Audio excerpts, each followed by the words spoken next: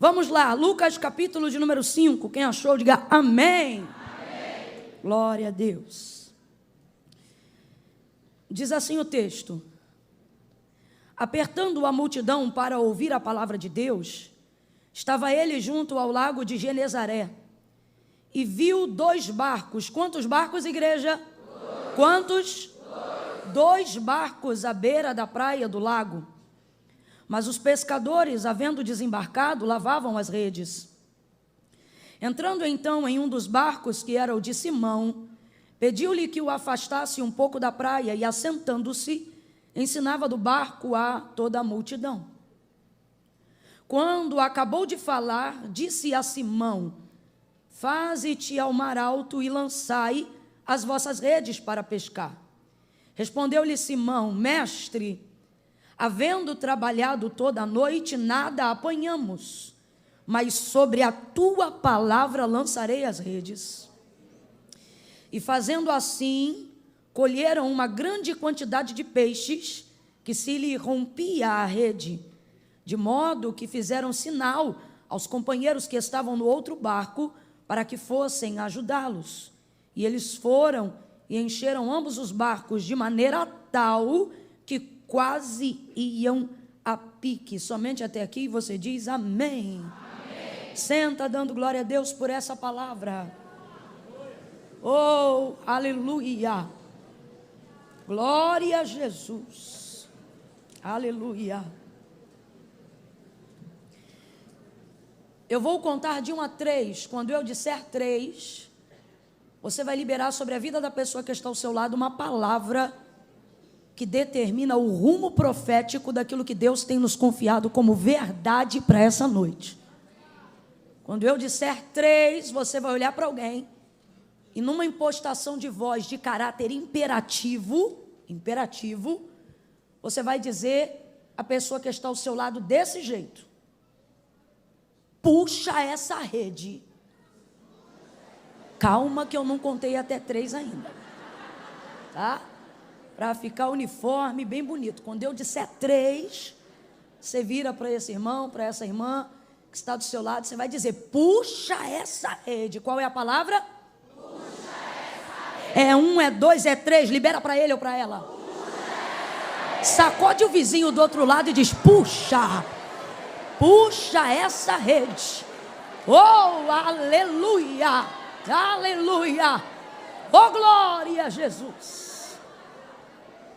Não é tempo de soltar, não é tempo de temer. A palavra do Senhor diz que aquele que põe a mão no arado e retrocede não é digno. Agora que você começou, você vai terminar. Oh, glória. A narrativa do texto que nós acabamos de fazer menção vai falar sobre a pesca maravilhosa, né? Pedro vem de uma noite fracassada. Uma noite frustrante, porque você tem uma coisa frustrante para um pescador, é dedicar-se para pescar, e olha que Pedro fez isso durante um longo período de tempo, de 6 a 8 horas, quem sabe, no mínimo 4, no máximo 8, dedicando-se a isso na noite anterior, a manhã que antecedia o seu primeiro encontro com Jesus. Eles ainda não se conheciam e, sobretudo, Pedro ainda não sabia que Jesus era o Cristo, o Filho do Deus vivo. Nesse encontro, vem Jesus, chegando-se à beira da praia do lago de Genezaré, e uma multidão o acompanhava, porque Lucas capítulo 4 diz que a sua fama já percorria todas as comunidades vizinhas a Jerusalém. Lucas capítulo 5 diz que a fama de Jesus começava a se espalhar sobremaneira, e Lucas capítulo 7 atesta então definitivamente o quão Jesus estava conhecido. E por que você está falando isso, Camila? Porque, para que você entenda por que Jesus naquela manhã já caminha tão cedo acompanhado por uma multidão que estava ao seu redor. Uma multidão que o credibiliza, uma multidão que quer ouvir o que ele tem a dizer. Então veja bem, vamos supor que eu chego aqui nessa noite e ao invés de vir só eu e a pastora Raquel, de repente, ao chegar aqui, eu venho acompanhada de uma multidão.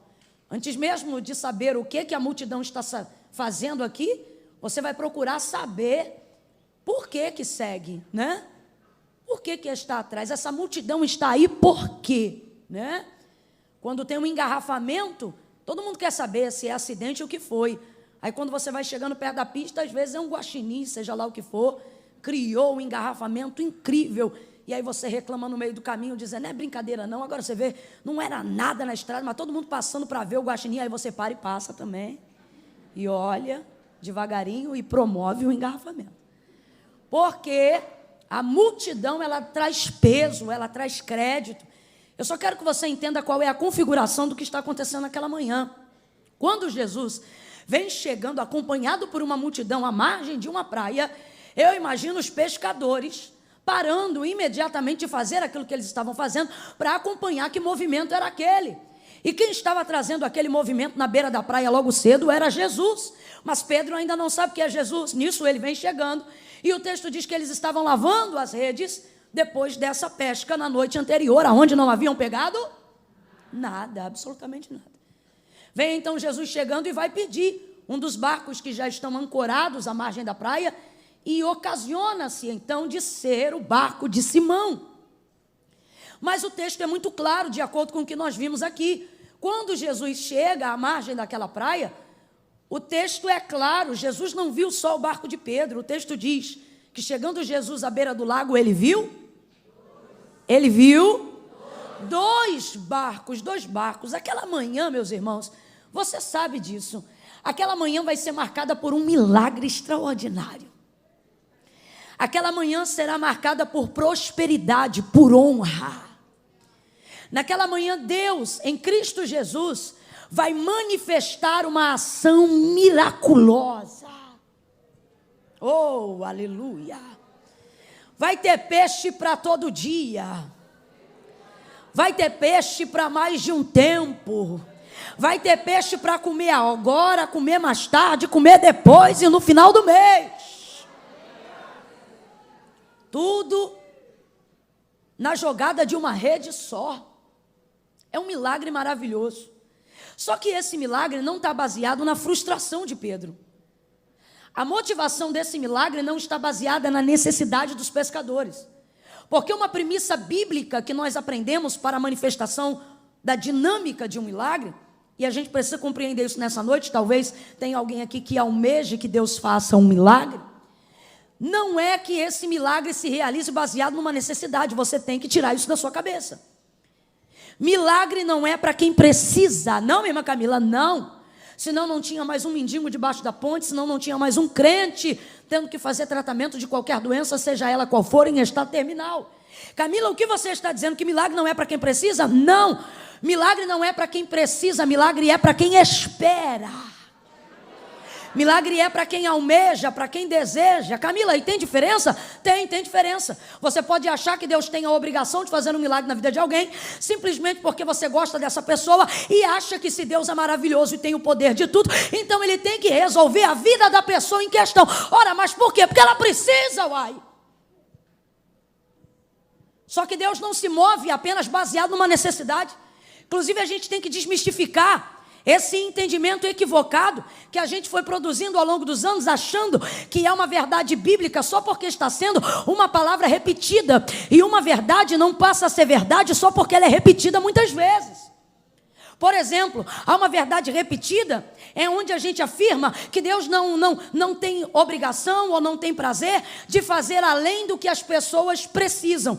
Uma expectativa de que Deus vai agir apenas em cima daquilo que eu necessito. E usamos até textos bíblicos para isso, como a carta de Paulo aos Filipenses, quando o texto diz: e o Senhor, nosso Deus, em Cristo, suprirá todas as vossas necessidades. E nos atemos à palavra necessidades como palavra-chave do texto, para dizer que Deus trabalha para suprir necessidade. Deus não trabalha para suprir necessidade. Olha o que o texto diz: porque o meu Deus, segundo a sua riqueza, suprirá todas as vossas necessidades. Aí ele diz como? Ele diz: suprirá todas as vossas necessidades em glória por Cristo Jesus. Camila, o que o texto está dizendo? Ora, interprete o texto. O que o texto está dizendo não é que Deus vai suprir suas necessidades de acordo com as suas necessidades. O que o texto está dizendo é que Deus vai suprir as suas necessidades de acordo com as riquezas dele. Deus vai suprir suas necessidades de acordo com a glória dele. Não, você não entendeu. O que Deus está dizendo é: eu não te dou só o que você precisa. Por quê? Porque você não tem mais dívida do que eu tenho poder. Você não tem mais limitação do que eu tenho mais poder. Então eu nunca posso acreditar que a única maneira padrão de Deus agir é correspondendo necessidade, é pagando dívida na conta, é arroz, é feijão, é demanda diária. Irmão, você quer suprir demanda diária? Vai capinar um quintal, vai bater uma laje, vai virar o plantão, vai vender uma Jequiti, uma Mary Kay. Agora, quer falar de milagre? Não vem falar só de necessidade, vem dizer o quanto você almeja de que Deus mova o extraordinário em sua direção, enquanto você deseja que Deus manifeste a sua glória. A palavra do Senhor diz que dele é o querer, dele é o querer e o efetuar. Camila, Deus trabalha para mim? Não necessariamente. A ação de Deus em direção à humanidade visa quem é digno de glória, e ele é digno de glória. Então, se aquilo que Deus fizer for glorificar o nome dele, ele fará. Agora, nós podemos ser veículos, alvos do milagre de Deus. Quando temos uma necessidade, não só isso, quando naquilo que temos ou naquilo que somos, temos o desejo de glorificar o nome dele. Nos tornamos então alvo do milagre de Deus. Porque precisamos? Não, porque conhecemos o seu nome, porque almejamos, porque desejamos, porque queremos que a partir daquele feito o nome dele seja glorificado. João capítulo de número 9 retrata com muita liberdade o que eu estou tentando fazer alguém entender nessa noite. O texto diz que Jesus passa e vê um homem cego. Aí o texto diz: e passando Jesus viu um homem, cego de nascença. Aí os discípulos param e veem o mesmo homem e dizem: Rabi, quem pecou? Ele ou os seus pais para que ele nascesse cego? Aí Jesus responde: nem ele, nem os pais. Não é necessidade, não é maldição, não é hereditariedade, não é obrigatoriedade. Jesus está dizendo: eu não parei para olhar ele aqui porque ele precisa. Não é só isso. Aí Jesus responde e diz: isto aí aconteceu, não é por causa de pai, não é por causa de mãe. Olha Jesus se movendo para fazer um milagre. E qual é a motivação de Jesus? O pecado do pai? Qual é a motivação de Jesus? O erro da mãe? Qual é a motivação de Jesus? A necessidade do filho? Não, a motivação de Jesus é fazer daquele jovem um instrumento para a glória de... Nem ele, nem os pais, mas isto aconteceu para que se manifeste nele a glória de Deus. E tendo dito isto, cuspiu no chão, fez lodo com a saliva e aplicou nos olhos do cego e disse: vai, lava-te no tanque de Siloé, que significa o enviado. E ele foi, lavou-se e voltou vendo. Mandaram então o homem entrar na sinagoga, porque naqueles dias quem dissesse que Jesus era o Cristo seria expulso da sinagoga. Então fizeram um interrogatório: rapaz, quem te curou? O homem chamado Jesus jogou lama, eu joguei água e vi. Então disseram para ele: eu não acredito em você, chama os pais dele aqui. Aí chamaram os pais do menino para a audiência. Diga aí para mim, esse moço, ele nasceu cego? Nasceu cego. E diga aí então, como é que ele foi curado? E os pais disseram: ele tem idade, pergunte para ele. Estavam com medo. Aí perguntam para ele de novo: vem aqui, como é que te abriram os olhos? Aí ele responde assim: eu já disse, vocês estão perguntando de novo por quê? Quer ser discípulo dele? Aí eu já começo a entender porque que Jesus escolheu aquele homem. Aí eles olham para o homem e dizem: nós não, nós somos discípulos de Moisés, vai tu ser discípulo dele. Expulsam ele da sinagoga. A porta da sinagoga se fecha, mas o texto diz que do outro lado da rua tem um homem esperando ele. Quem já suspeita quem é? Quem já suspeita quem é? A gente fica preocupado, né? Quando vive algumas experiências com Deus, algumas portas antigas se fecham. Mas eu não estou nem aí para a porta que se fechou, sabe por quê? Aquela porta tem uma chave que abre. Aqui está diante de mim, abre e fecha qual quiser.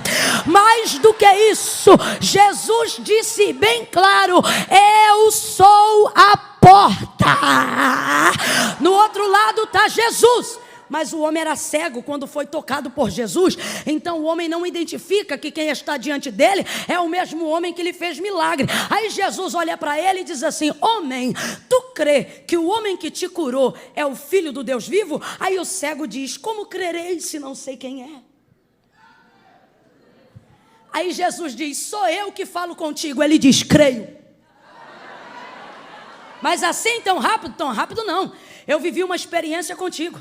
Tão rápido não. O Senhor fez na minha vida o que tratamento nenhum fez. Tão rápido não. Eu nunca vi e hoje eu estou vendo. Eu sei o que é céu, eu sei o que é sol, eu sei o que é luz. Eu vi o rosto do meu pai, eu vi o rosto da minha mãe. Eu não estou dizendo que ele disse isso. Eu estou dizendo que a experiência que ele teve com Cristo fez ele diante da sinagoga dizer: o homem chamado Jesus. Para quem ele deu a glória? Vamos lá, gente. Para quem ele deu a glória? Para quem ele deu a honra? Para quem ele entregou a fé que ele passou a ter? E os príncipes da sinagoga dizendo: fala qual é o nome dele. Ou então dizendo: foi Deus que te curou. Ou como nós, discípulos de Moisés. E ele está dizendo: meu irmão, não tem para Moisés, não tem para ninguém. O nome do homem que me curou é Jesus Cristo. E serve a ele e crê nele. Então diga para mim: este milagre foi para a glória de Deus, sim ou não? Sim ou não? Sim. Não é necessidade que provoca milagre. Você precisa entender isso hoje para começar a viver milagre. Para parar de fazer oração apelativa, desesperada. Para parar de barganhar com Deus e achar que teu jejum vai colocar ele na parede. Jejum não me dá poder para obrigar Deus a me dizer sim quando Ele está disposto a liberar um não. Jejum não é sobre o que Deus quer fazer. Jejum é sobre o quanto eu posso suportar. Jejum é para me preparar para a resposta que Deus dará, não sabendo ela ainda qual será. É para a glória. Eu quero que você entenda que o milagre da pesca maravilhosa não foi movido por uma necessidade, foi movido por uma coisa que eu chamo de visão panorâmica. O que é uma visão panorâmica? É uma visão ampliada ou amplificada. Tem gente aqui que tem um celular um pouco mais moderno e deve ter essa opção lá embaixo, foto panorâmica. Os primeiros celulares que começaram a desenvolver essa tecnologia te davam uma visão de pelo menos 180 graus através da foto panorâmica.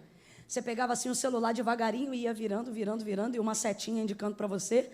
E aí você ia virando, até uma hora que preenchia a tela e você entendia que ele não podia mais ir.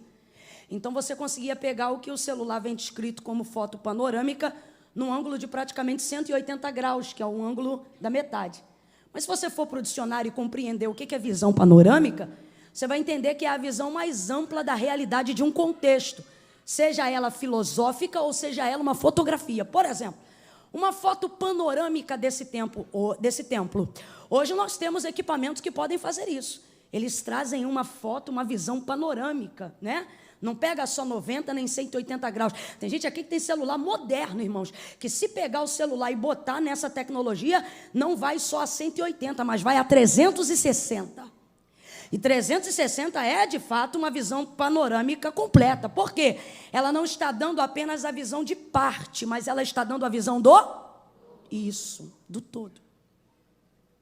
Quando Jesus chega na beira daquela praia, a visão de Jesus não é como a do celular mais antigo, 180. Não é como a do anterior a esse, 90. E também não é apenas como a do 360, que é uma visão completa. Porque se hoje eu tiver aqui uma câmera poderosa com uma visão de 360 graus, ela vai pegar cada pedaço desse templo através dessa tecnologia na fotografia. Mas eu quero que você amplie a visão panorâmica de Jesus, entendendo que se hoje ele manifestar a visão panorâmica dele acerca, por exemplo, de quem está aqui dentro dessa igreja, a visão dele é tão panorâmica, que quando ele olha você sentado nessa cadeira, ele não vê só você. Jesus olha o que pode ser refletido numa imagem e olha o que não pode ser visto em reflexo de imagem nenhum. Por exemplo, eu olho para cá e vejo uma mulher. olho para cá e vejo um homem. Quando Jesus olha para o mesmo homem ou para a mesma mulher que eu estou olhando, vê ele, vê o DNA dele, a hereditariedade dele, o pai dele, a mãe dele, o tio dele, o sobrinho dele e a causa que ele trouxe no coração para apresentar hoje na igreja. A visão de Jesus é uma visão panorâmica. Completa aí para mim, por favor. A visão de Jesus é uma visão? É uma visão? Camila, quando é que eu me torno alvo de um milagre? Ou quando é que eu me torno instrumento para ser milagre na vida de alguém? Quando você entende que Jesus só vai te usar se você compreender a perspectiva da mesma visão. Veja bem, quando Jesus chega na beira daquela praia, ele ministra uma palavra em direção a Pedro. O texto é claro, tem 2 barcos, mas ele só escolhe um. O que ele escolhe para entrar é o barco de Simão, o barco de Pedro. Então raciocine comigo. Jesus chegou na beira da praia, viu 2 barcos, entrou apenas no barco de um. Pregou de dentro do barco de um. Saiu e liberou o barco de um. A palavra foi para todos, mas tudo isso aconteceu de dentro do barco de? Vamos lá, gente, tudo isso aconteceu de dentro do barco de? Só que a visão é clara. Ele chegou na praia e não viu só o barco de Pedro. Ele chegou na praia e não viu só a rede de Pedro. Ele chegou na praia e não olhou só para Pedro. O texto diz, chegando ele à beira da praia, acompanhado por essa multidão, ele viu 2 barcos. Só que depois disso você sabe que é o barco de Pedro o alvo da primeira pescaria. Quando a rede é lançada, a rede pela qual os peixes entram é a rede de Pedro. O primeiro barco que dá sinais de que parece que vai a pique, uma vez que está tendo que utilizar a sobrecarga ou se submeter à sobrecarga da pescaria, é o barco de? A pessoa a quem Jesus se dirige pessoalmente é a pessoa de? Então entenda isso, o barco é de Pedro, a rede é de Pedro. A palavra direcionada foi para Pedro, a motivação de liderança da pescaria está sobre a vida de Pedro, mas a visão de Jesus tem 2 barcos. Camila, o que você está dizendo? Pedro se torna instrumento do que Deus vai realizar. E por que isso acontece? Porque me parece que Pedro tem uma visão similar à de Jesus e a gente vê isso no final do contexto, aonde nós lemos. Quando o barco começa a virar e ele chama os companheiros. Uma visão panorâmica para compreender aquilo que Deus quer fazer. Olhando para isso, o Espírito Santo tem dito para mim e eu digo para vocês. Quando Jesus entra no barco de Pedro, Jesus não vê só o barco de Pedro. Quando Jesus entra no barco de Pedro, ele vê o que fazendo por Pedro, Pedro poderá fazer pelos outros. Então veja bem, quando Jesus entra na minha vida, ele não olha só para a minha vida. Quando Jesus entra na minha vida, quando Jesus enche a minha vida, quando Jesus abençoa a minha vida, quando Jesus libera uma palavra sobre a minha vida, ele não está olhando só o que pode fazer por mim, mas ele está olhando o que fazendo por mim eu poderei fazer pelos outros. É isso que Jesus está olhando. Então essa é a segunda dinâmica do milagre. Compreender de que maneira eu posso ser útil para que Deus manifeste a visão de reino, para que Deus manifeste a visão panorâmica que ele teve quando chegou na praia. Camila, eu não entendi, vai entender agora. Deus me trouxe aqui nessa noite de domingo para te dizer que quando ele olha para você, ele não vê só você, ele vê suas causas, ele vê seu pai, ele vê sua mãe, ele vê a sua família, ele vê as suas necessidades. Ah, Camila, mas quem vem na igreja sou eu. O barco é teu, mas o peixe será de todo mundo, porque Jesus está vendo além. Jesus está olhando com uma visão. Quem lembra, gente? Jesus está olhando com uma visão. Para ter milagre, a gente tem que sair dessa visão egocentrista. Para ter milagre, a gente tem que sair dessas orações egoístas. Orações que só falam sobre a gente. Trabalhos que só manifestam a nossa vocação. Quantas igrejas às vezes eu vou, irmãos, e discernindo pelo Espírito, eu tenho que orar repreendendo toda a vaidade, porque aí eu percebo que o evento não foi feito para abençoar o povo, foi feito para ostentar com um campo rival, para poder dizer eu trouxe fulano, eu trouxe Beltrano. Quantos lugares a gente chega e percebe que a visão é egocentrista, não é panorâmica, e é por isso que fica seco, é por isso que não tem peixe, é por isso que não tem milagre. Pega na mão de quem está do teu lado aí agora, pega com vontade e diga: mas com a gente não é assim.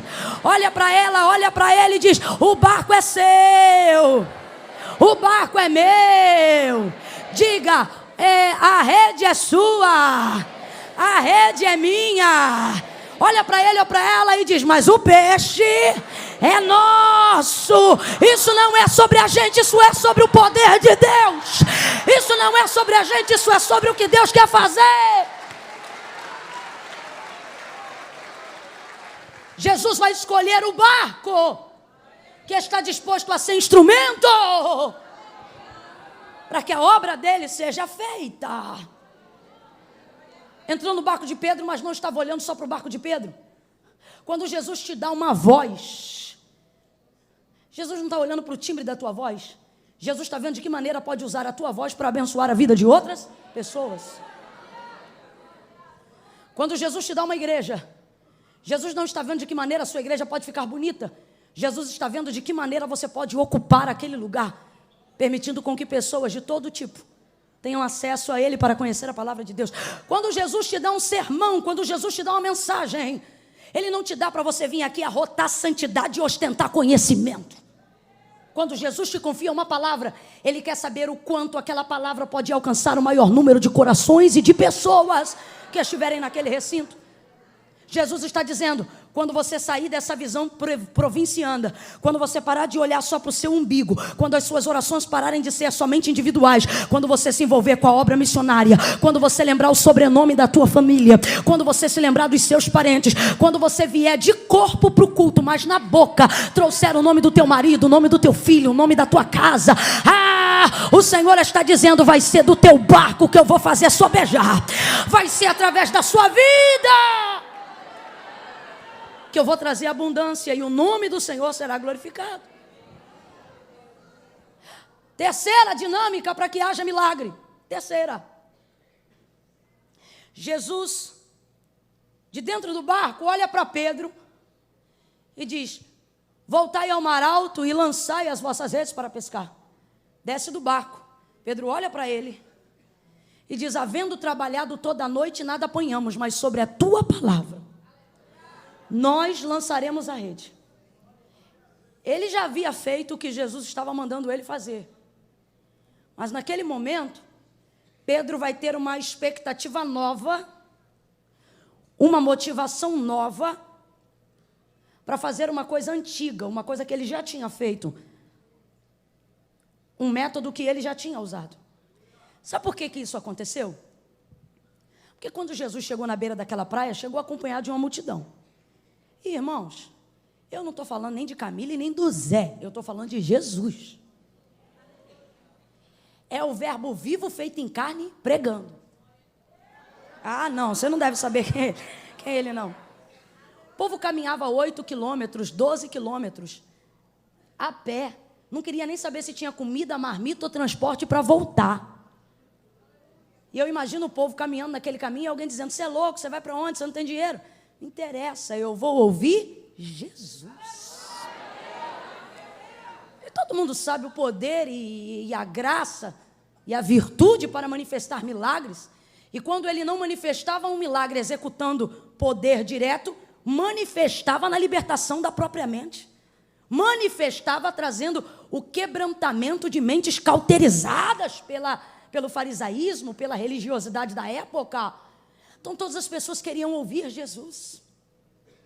Gente, meu Deus, você imagina se nesse culto hoje, ao invés de alguém dizer assim: a oportunidade está com a irmã Camila, alguém dissesse: olha gente, o verbo vivo se fez carne, veio no culto hoje e vai pregar. Eu já ia dizer: traz o soro para esse culto e a maca, porque eu vou sair como? Desidratada, arrebatada de tanta glória de Deus. Então, é Jesus que está pregando. Não tem como você ouvir Jesus e não ter uma nova visão. Não tem como você ouvir Jesus e não ter uma nova expectativa. Não tem como você ouvir Jesus e não gerar alguma coisa nova. Eu não estou dizendo que todas as pessoas que ouvem Ele são libertas imediatamente, mas eu estou dizendo que ouvir Jesus gera uma nova expectativa na gente. Terceira dinâmica para o milagre. Eu já disse, milagre não é para quem precisa, é para quem espera. Milagre não é para quem precisa, é para quem? Para quem espera, para quem deseja. Nós queremos ver milagres, mas não geramos expectativa nos lugares que Jesus está.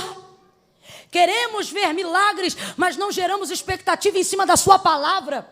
Queremos ver milagres, mas não geramos expectativa no congresso, não geramos expectativa para o culto, e há até quem pense que é pecado gerar expectativa para aquilo que Deus pode fazer.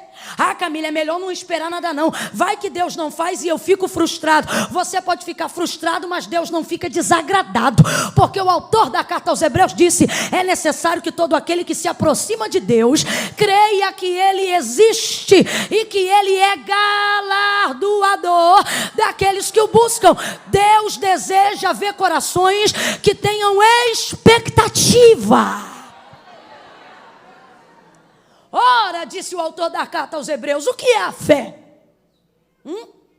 Ele diz: certeza das coisas que não se veem. Expectativa do que já aconteceu? Não, do que eu acredito que não aconteceu, mas vai acontecer. Deus está convidando algumas mulheres aqui. E Ele está dizendo: eu quero que você volte a ter aquela expectativa que você tinha. Quando você olhava para o ébrio do teu marido pendurado em qualquer bar dessa cidade. E alguém dizia ali um bêbado, e você dizia ali o futuro pastor. Ali o futuro pregador. Ali um homem de Deus. Quando você gerava expectativa no que não se via, mas cria que ainda veria.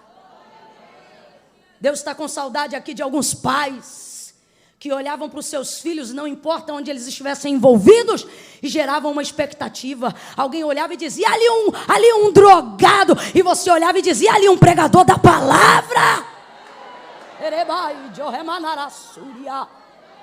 Nós precisamos desenvolver a expectativa naquilo que desejamos que Deus faça. Ah, Camila, e por que eu parei de desenvolver a expectativa? Porque eu não quero ser frustrado. Então, por medo de não acontecer o que eu não espero, eu prefiro não esperar mais nada. E você acha que tendo isso e fazendo assim, você terá fé por muito tempo mais para caminhar? Será que você não está percebendo que seu coração está embrutecendo? Que a sua mente está ficando cauterizada? Você está achando o quê? Que a data da idade de crente que você tem na tua carteirinha te respalda a receber milagre? Aonde está a expectativa de quem ora porque acredita? De quem não para aqui de orar porque crê? Expectativa. Ah, irmãos, tudo que eu vivo hoje é resultado de expectativa que eu coloquei em Deus. Hoje eu seguro um microfone, mas durante alguns anos da minha vida, no lugar do microfone eu tinha um controle remoto de televisão. E aí eu pregava usando o controle remoto de televisão. Como assim, irmã Camila? Na sala da minha casa. Eu segurava o controle remoto de televisão e ali eu pregava. E pregava para quem, Camila? Para a almofada 01, para a almofada 02. E botava a Lauriette e Damares para cantar. Quando eu terminava de pregar, aí eu soltava com o controle do rádio o playback não, o CD de uma das cantoras. E eu dizia, enquanto o povo vinha aqui na frente aceitar Jesus, isso segurando o controle remoto da televisão, eu dizia: canta, Damares. Aí Damares cantava. Cantava e eu ficava assim imaginando o povo vindo. Aí eu via, irmãos, eu via aleijado levantando, eu via gente largando muleta, eu via eu diante das multidões, eu me via no avião, eu me via pregando a palavra, eu me via vivendo aventuras, eu me via no rio, eu me via no céu, eu me via na terra, eu me via. Aí eu chorava sozinha, falava em língua sozinha, pulava sozinha, cantava sozinha, rodava sozinha, entrava no mistério sozinha. Aí lá em casa tinha um portão que a tranca não funcionava, era a corrente. Então todas as vezes que alguém entrava, aquela corrente caía e fazia um barulho. Trac. E eu naquela loucura santa, quando ouvia o treque, desligava o som, botava a almofada no lugar e corria para a cozinha para terminar de lavar a louça. Porque eu dizia: alguém vai chegar e não vai entender. E eu ficava desesperado e voltava para aquela realidade. Eu fazia 2 horas de ida para trabalhar e 2 horas de ida de volta para voltar para casa. Camila, o que você fazia em todo o processo de espera do ônibus? Meu irmão, não tinha notebook, não tinha WhatsApp, não tinha internet, não tinha nada disso. Sabe o que eu fazia? Ficava lá do lado, procurava sentar na janela. Aí eu encostava a cabeça, fechava o olho e alguém pensava que eu estava dormindo, porque eu ficava de olho fechado da Central do Brasil até a chegada na minha casa. E por que você ficava de olho fechado dormindo, Camila? Não. Quando eu entrava no ônibus e olhava para o relógio, já sabia do engarrafamento. Aí eu dizia, eba, hoje eu vou ter 2 horas para sonhar. Gente, eu estou aqui no altar, em Deus eu falo a verdade, não minto. Eu entrava ali no Tinguá 551, encostava a cabeça na janela e dizia, Senhor, tu vai curar, tu vai fazer. E eu vou ver e vai acontecer. Ali, irmãos, eu via a salvação do meu pai, que não servia ao Senhor. Ali eu via Deus alcançando outras pessoas da minha família. Ali eu via minha irmã mais velha sendo batizada. Ali eu me via tendo passagem de avião no meu nome. Ali eu me via pregando um congresso que tinha orquestra, que tinha irmãs. Ali eu me via pregando num congresso, numa igreja que tinha galeria, que tinha nave, que tinha telão embaixo. Ali eu via gente sentada importante me ouvindo. Ali eu via púlpito decorado. Ali eu ouvia a minha voz. Ali eu ouvia a palavra de Deus. E eu ia, e daqui a pouco o fiscal dizia, chegou no ponto final, minha filha. Eu dizia, tá bom. Quantas vezes eu passei do ponto da minha descida, porque eu entrava tão mergulhada naquilo dali, que quando eu vi eu já tinha passado o ponto. Eu falava, moço, eu passei do ponto, mas passei muito, tipo 8 quilômetros. Aí o camarada que já me conhecia, que eu pegava todo dia, aí ele dizia para mim, estava dormindo? Eu falei, estava sonhando. Aí ele disse, então tá bom, fica aí que eu vou dar a volta e te deixo no ponto de novo, porque eu não tinha o dinheiro da passagem. Aí ele dava a volta e eu lá no bonde, aí eu olhava, vai durar quanto tempo? Ah, mais uma meia hora.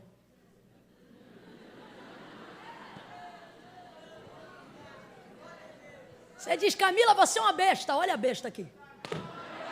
Olha a igreja aqui. Olha a orquestra aqui, olha as irmãs aqui, olha o microfone aqui, olha a decoração aqui, olha eu ontem aqui, eu hoje aqui, eu amanhã lá, eu amanhã acolá. Olha eu pregando. Esses dias eu estava em Goiás e eu me lembro que eu sonhava que Jesus ia curar. Quando eu estou terminando de pregar, a equipe que estava de Libras, cuidando dos surdos mudos, de repente a gente chama para salvação. Vem 5 surdos-mudos aceitarem Jesus, confessarem a Cristo como Senhor. Começamos a fazer a oração da confissão. Uma delas começa a pular. Daqui a pouco a igreja vira na glória. Eu não entendo nada. Aí eu olho para o pastor, o que houve? Ele me diz chorando, a menina está falando, foi curada e batizada com o Espírito Santo. A muda falou. Você sabe quando isso aconteceu?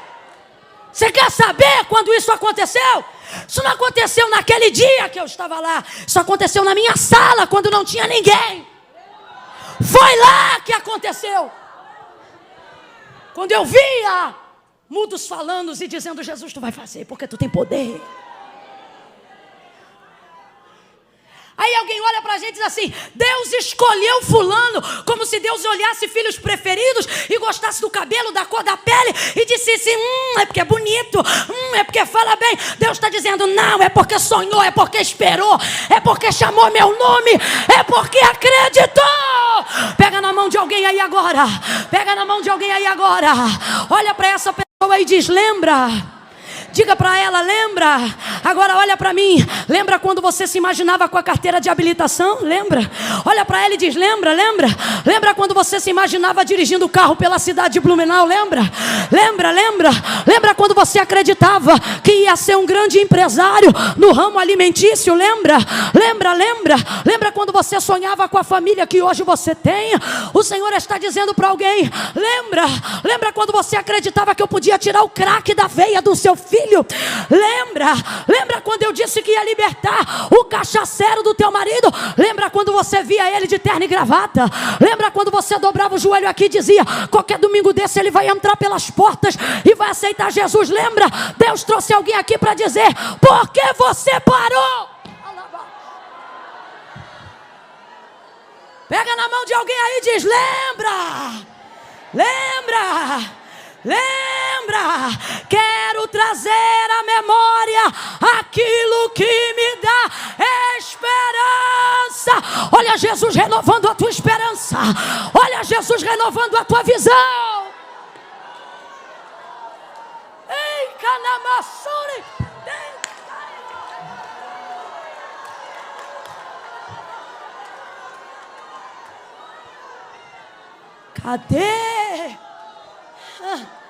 Cadê a expectativa daquele homem que queria pregar o evangelho?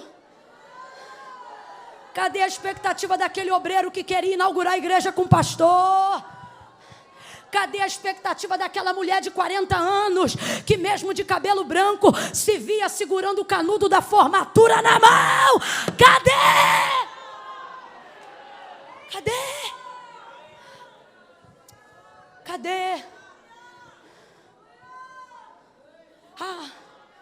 Deus parou de fazer. Por quê? Porque eu parei de crer? Não. Porque você parou de esperar. Parou de desejar. Lembra quando você tinha hora para dobrar o joelho? Lembra?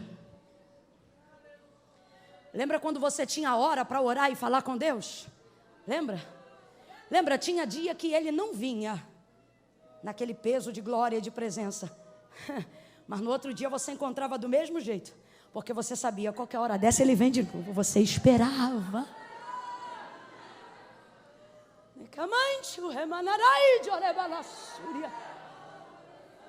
que eu quero que você entenda é que dentro da narrativa da pesca maravilhosa, depois de ouvir Jesus pregar ou ministrar naquela manhã, Pedro vai desenvolver uma expectativa. Por quê?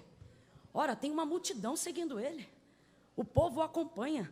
Pedro ainda não sabe que é o Cristo, o Filho do Deus vivo, mas sabe que está diante de alguém a quem ele classifica ser uma grande autoridade, porque ele chama Jesus de mestre. Mas ele não sabe que é o Filho do Deus vivo e nem que é tão poderoso quanto o é. Porque o texto diz que depois que ele vê a quantidade de peixe que pegou e percebe que aquilo não é obra do acaso, nem foi causa natural, aí ele já trata Jesus de uma outra maneira hierárquica. O texto diz que ele olha para Jesus, se dobra no chão, bota a boca no pó, estende a palma da mão e diz: afasta-te de mim, Senhor. Aí já não é mais mestre, o S é maiúsculo. Aí ele diz: olha, se afasta de mim, Senhor, porque sou um homem pecador. O que ele está dizendo? Pensei que eu estava diante de um mestre, mas agora reconheço que eu estou diante de um santo. Ele não sabia ainda, porém, mesmo sem saber quem ele era, e mesmo sem saber o que ele faria, já tinha poder e ânimo o suficiente para desenvolver em Pedro uma expectativa do que poderia acontecer se ele se submetesse à palavra desse mestre. Então a expectativa de Pedro é tocada. Oh, aleluia! Não quebra esse clima, não. Você deixa eu beber água em paz? Não vai ficar me secando, não? Então deixa eu beber água. Deixa eu ver como é que você deixa eu beber água.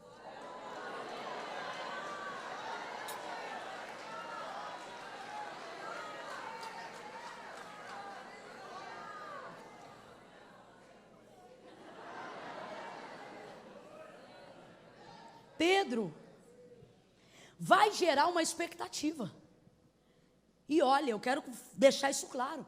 Ele ainda não sabe tudo o que ele é, ele ainda não sabe diante de quem ele está, mas essa expectativa vai ser gerada. E a gente que está aqui nessa noite está na mesma condição de Pedro. A gente não vem por um congresso como esse, ou numa noite de domingo como essa, porque não crê.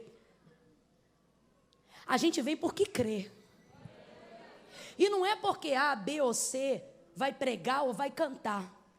A gente vem porque tem certeza de que a palavra de Jesus tem o poder de nortear, de dar uma decisão, de colocar uma vírgula ou um ponto, dependendo da situação ou da circunstância que alguém aqui esteja vivendo.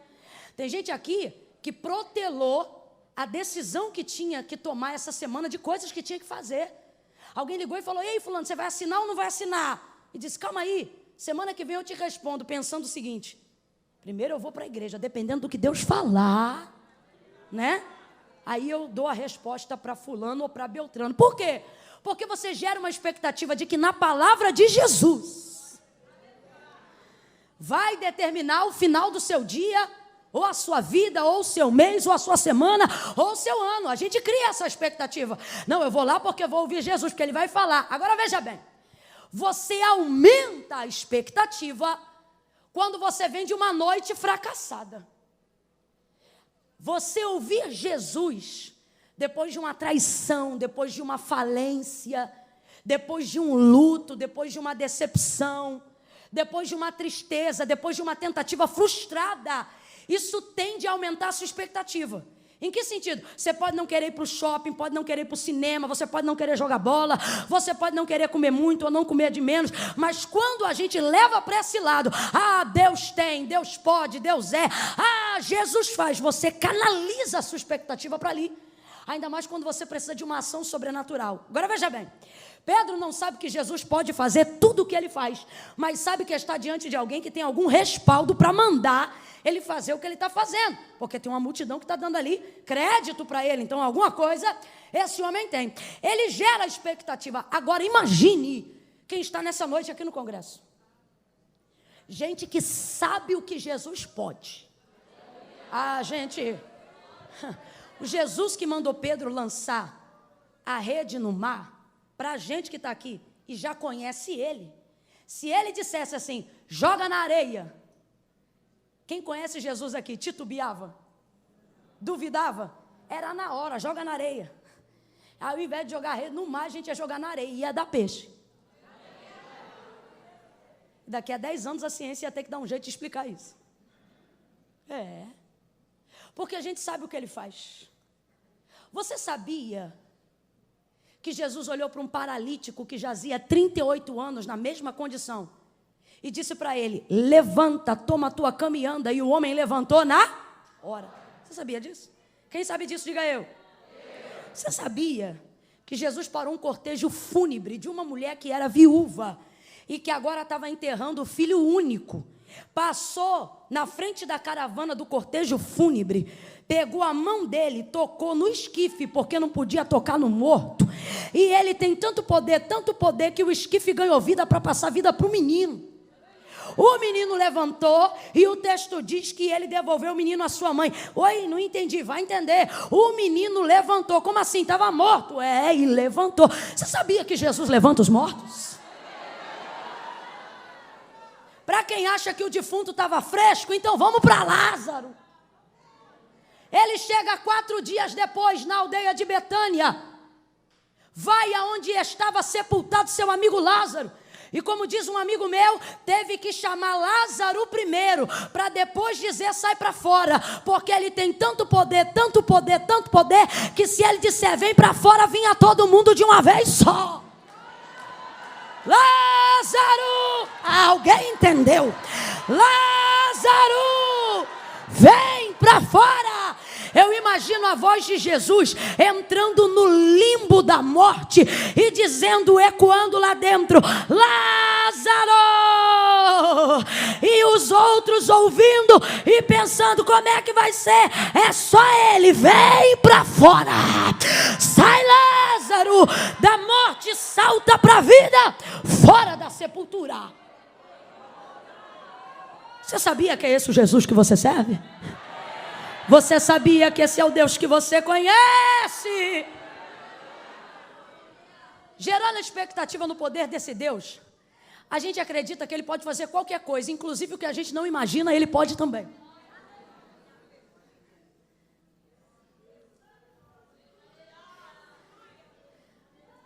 O profeta Isaías diz que todas as águas do mundo são na sua mão como a gota de uma água.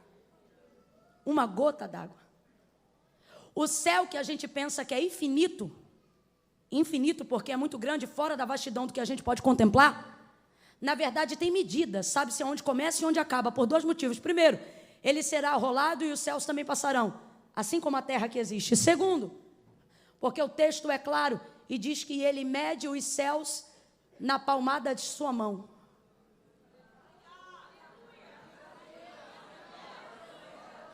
O texto diz que do tronco para cima ele é tão alto que o universo não pode contê-lo e nem o firmamento limitá-lo. O firmamento é o céu.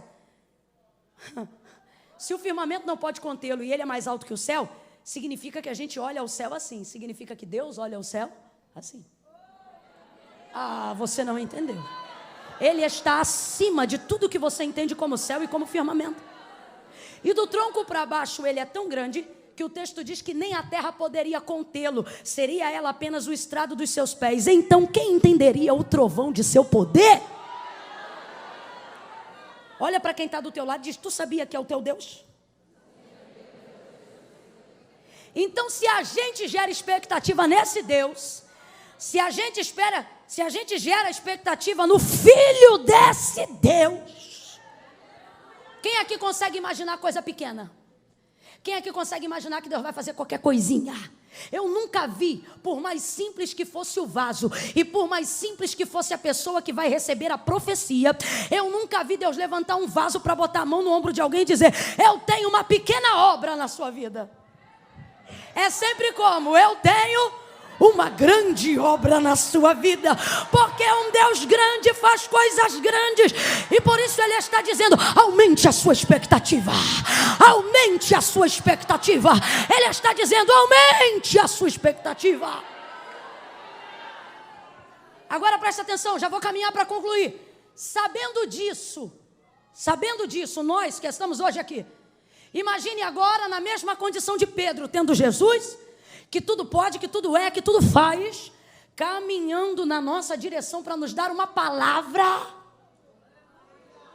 Eita glória! Que vai acabar com o fracasso da noite anterior. Uma palavra que vai fazer valer a pena tudo que eu sofri até o dia de hoje.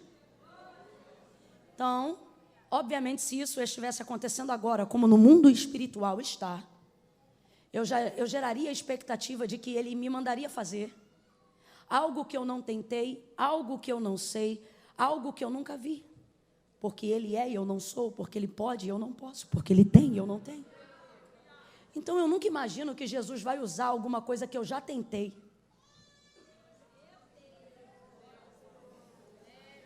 Não. Principalmente se aquilo que eu venho tentando não vem dando certo. Então, se eu quero que uma área da minha vida dê certo, e como eu estou tentando, essa área não vem dando certo, eu coloco a minha expectativa em Deus, porque eu acredito que Deus vai me dar um meio que eu ainda não conheço, uma saída que eu ainda não vi, uma porta que ainda não abriu. Quem está entendendo? Agora imagine você com a expectativa aqui, ó, igual você está agora. Porque quem entrou aqui está saindo daqui igual um leão, meu irmão. A expectativa está aqui agora, ó. A deblumenal está, ó. Você cuidado com o que você deseja, porque nessa noite tem 100% de chance disso acontecer. Aí você imagina, você com a expectativa aqui, expectativa no congresso. Eita, é hoje que Deus vai falar comigo. Deus vai falar, tá. Aí realmente Deus fala, Deus vem. Usa uma pregadora lá do Rio de Janeiro. E aí você pensa, hoje Deus vai fazer um negócio que nunca fez, vai falar um negócio que nunca falou, vai entrar por um caminho que eu nunca vi. Por quê? Porque eu estou gerando expectativa. Aí Jesus vem. Essa é a condição de Pedro. Jesus vem e diz assim, olha aí a mudança, ó. Voltai ao mar alto. Já começou com voltai. Eu queria ser crente igual essas irmãs que deram aleluia agora. Queria. Porque essa palavra aqui, irmão, não gera muita motivação, não. Ó, voltai ao mar alto. Tá bom, vou voltar. E faz o quê? Dá uma estrelinha, um mortal, uma cambalhota? Não, voltai ao mar alto e lançai as vossas... Mas qual rede? Tu trouxe uma rede do céu? Tu tem uma rede? Não, lançai as vossas redes. Que rede? A mesma da noite do fracasso. E para qual mar que a gente vai? Para o mesmo. E qual barco que a gente usa? O mesmo. Tudo bem. E qual é o método que a gente aplica? O mesmo. Volta para o mesmo mar, entra no mesmo barco, usa a mesma rede e lança do mesmo jeito. Voltai ao mar alto e lançai as vossas redes para pescar. É complicado, Quando você espera de Jesus um resultado positivo, quando você espera de Jesus a compensação por uma frustração de alguma coisa que você viveu, é complicado quando você está com a expectativa aqui em cima, acreditando que Jesus vai fazer algo que você nunca imaginou que Ele mandasse você fazer, e aí Ele olha para você e diz: volte para o mesmo lugar, use os mesmos instrumentos e continue aplicando o mesmo método. A condição de Pedro é essa: ele é pescador. Completa para mim. Ele é pescador, pesca. Pescador, cantor, pregador, pastor, mulher de oração.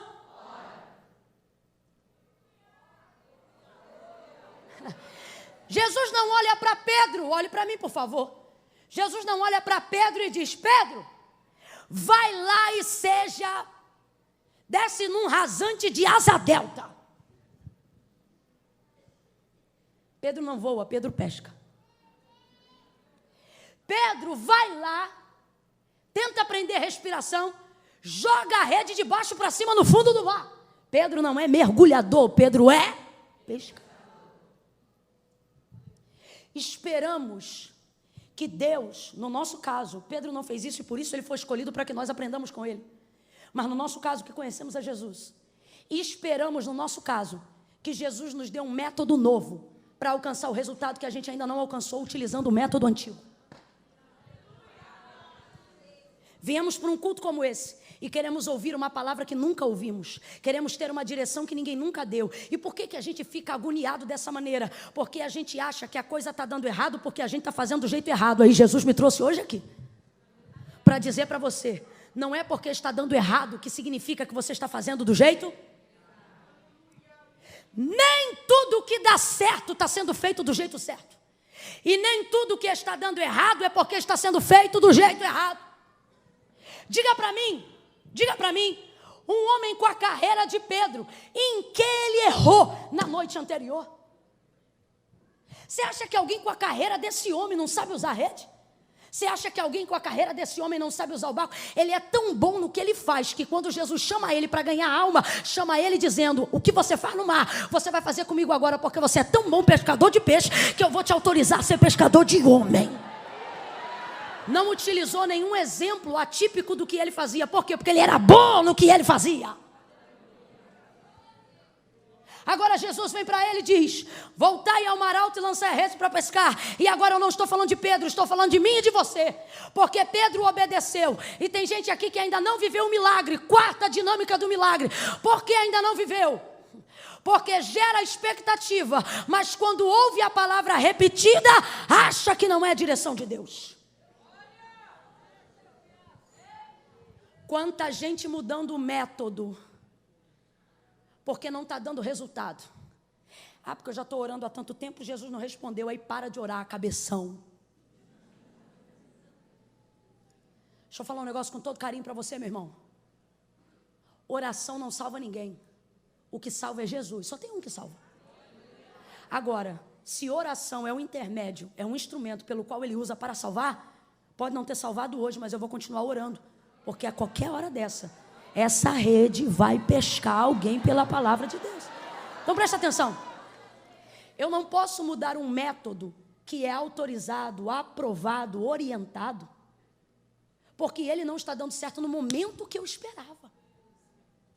Por que tem tantas igrejas que abrem hoje e não sustentam nem 3 anos?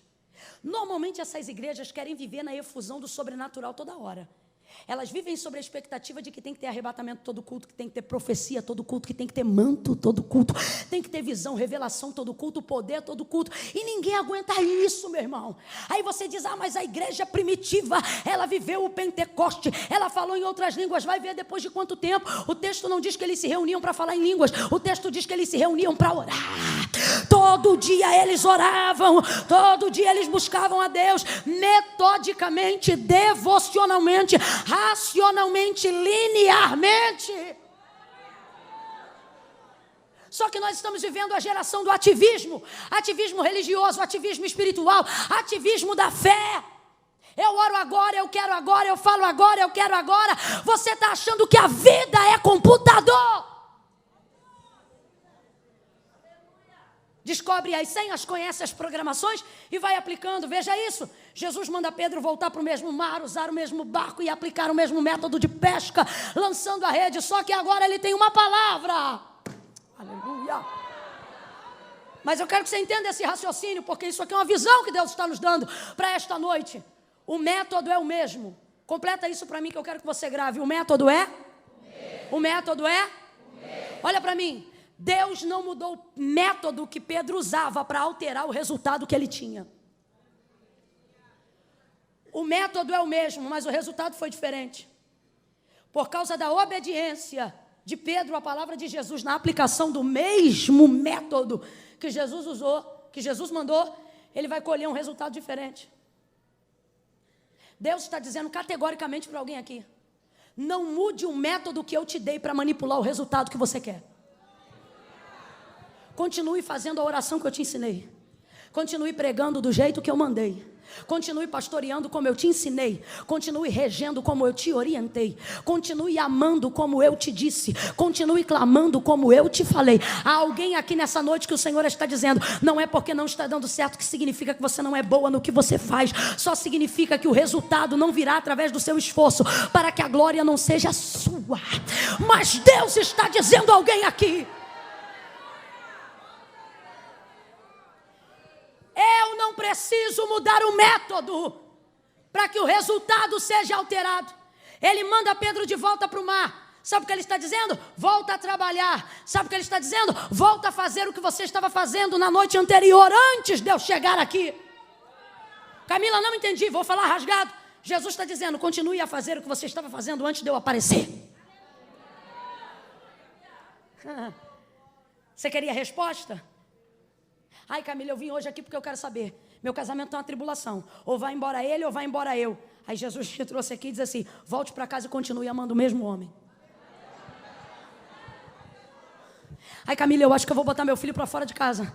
Ai, Camila, você pode fazer qualquer coisa, meu irmão. Só não altera o método do amor, da busca, da intercessão e da oração. Porque Jesus está dizendo: ei, é fácil querer alterar o método para obter resultados. Difícil é trabalhar duro e deixar o resultado na mão de Deus. Ei, não me diga que é fé o que você tem quando você não deixa Deus mover em nada. Quando é você que tem que salvar todo mundo. Quando é você que tem que resolver tudo. Quando é você que tem que cuidar de novo. Não me diga no cansaço do seu trabalho depois de um dia que você tem fé. Isso não é fé, isso é controle. Fé é quando você acredita.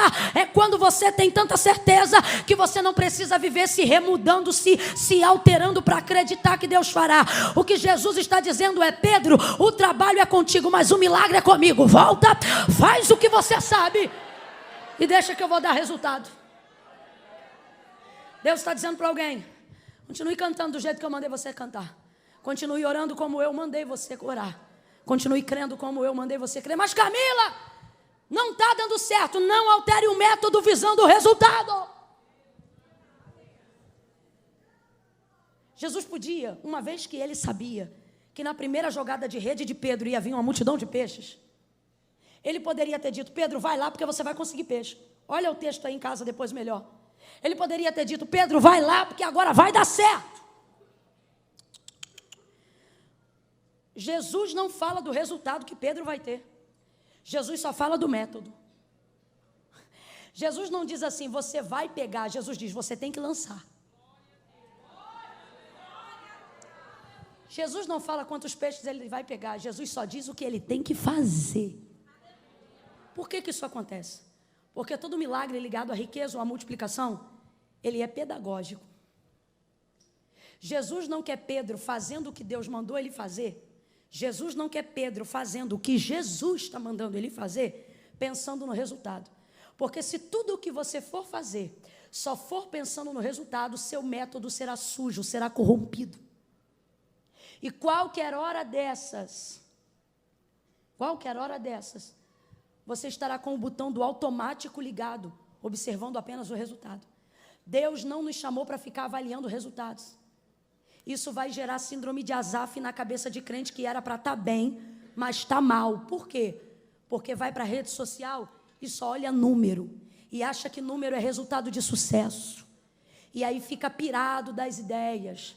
dizendo como é que pode, é prostituto e está enriquecendo, é corrupto e está ficando tudo bem, é assim, é assado e a vida dele cresce, é assim, assado e fulano prospera. Aí você fica igual Asaf, volta para a casa de Deus perturbado, dizendo porque o ímpio prospera em seu caminho, e eu tendo uma vida de santidade não estou conseguindo romper áreas e limitações da minha vida, sendo crente, sendo santo, vindo para a igreja. Quantas pessoas afligidas nesta noite pela síndrome de Asaf. Aí eu vou parar de fazer do jeito certo, fulano faz do jeito errado e dá certo, estou eu fazendo do jeito certo e dá errado. Eu vou parar de ter vida de santidade, o outro tem 3 mulheres e está tudo tranquilo, agora eu estou aqui orando para Jesus salvar a minha, e parece que cada dia está ficando pior, porque você só está olhando para resultado. Jesus não disse para ele, olha quantos peixes. Jesus só disse para ele como ele tinha que lançar a rede.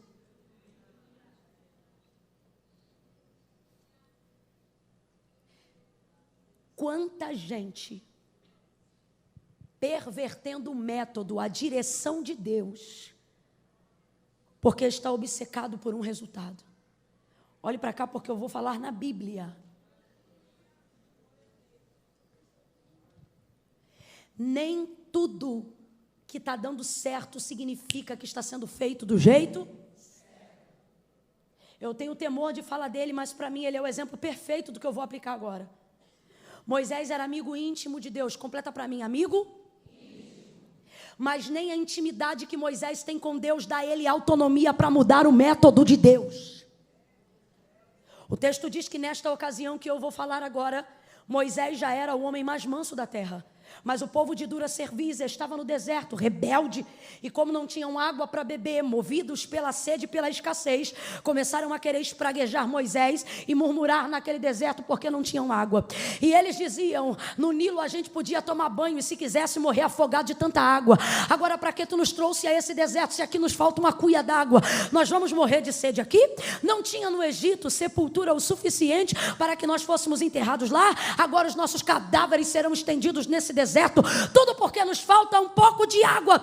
Eles atribulam Moisés a tal modo que Moisés vai em direção a Deus, buscar de Deus um método, buscar de Deus uma direção. Chega Moisés diante de Deus e Deus orienta Moisés, Deus dá uma direção, Deus dá um método. Deus diz assim, Moisés, há aqui neste lugar uma rocha. Olha a direção que Deus está dando. Vai lá e fala a rocha. Qual é o método, gente? Nisso que Moisés recebe a direção, nisso que Moisés recebe a palavra, vai ele voltando para fazer o que Deus mandou, vai ele voltando com a direção que Deus deu, vai ele voltando com a resposta que ele tem. Quando ele está voltando, o povo continua falando, não tinha água no Egito, para que tu nos trouxeste a esse deserto? E pererei, começaram a tribular, a angustiar. Aí ele estava com um cajado na mão, para não dar na cabeça de um, deu 2 vezes na rocha. Pá, pá. Qual foi a direção de Deus? Mas porque foi pressionado no caminho.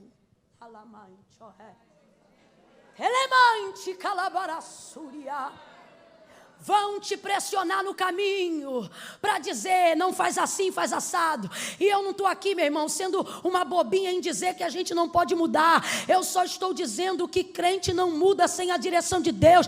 E só sai da direção que Deus deu quando Deus dá outra. Não tem pai, não tem mãe, não tem mulher, não tem ninguém que pode fazer um crente que recebeu de Deus uma direção, mudar a direção. Deus me chamou desse jeito e ele disse assim para mim, eu te uso assim.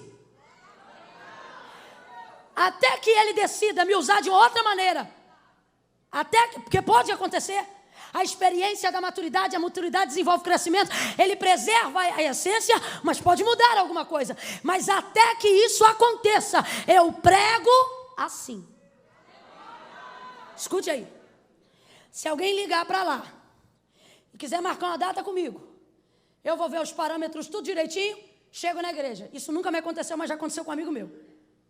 Se eu chegar lá e disser, a gente te chamou aqui, mas aqui você não pode fazer isso, não pode fazer aquilo, você não pode dizer isso, você não pode dizer assim, você não pode tocar nesse assunto. Meu irmão, se não for nada ligado à salvação de ninguém, e eu estiver sendo retida por protocolo eclesiástico de quem me conheceu e me chamou sabendo quem eu sou,